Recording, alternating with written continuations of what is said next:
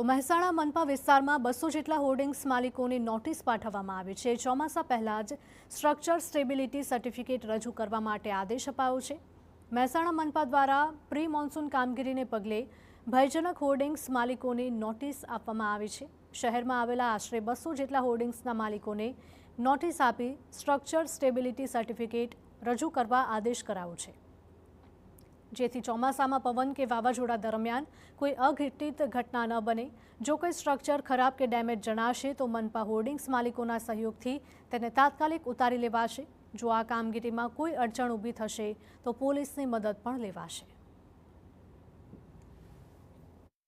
મહેસાણામાં જે હોર્ડિંગ્સ લગાવેલા છે એ પ્રી મોન્સૂનની કામગીરીના રૂપે અમે દર વર્ષે ચોમાસા પહેલા આ લોકોને નોટિસ આપતા હોઈએ છીએ અને અમને એવું કહેતા હોઈએ છીએ કે તમારું જે સ્ટ્રક્ચર છે એની સ્ટેબિલિટી શું છે એનું સર્ટિફિકેટ રજૂ કરો અને ભયજનક જે હોર્ડિંગ્સ કે બેનર્સ છે એને ઉતારી લો। એનું કારણ એટલું છે કે ચોમાસામાં કોઈ વાવાઝોડાના કારણે જ્યારે પવનની ગતિ વધારે હોય છે ત્યારે કોઈ અનિચ્છનીય ઘટના ન બને, એ અમારો હેતુ રહેલો છે।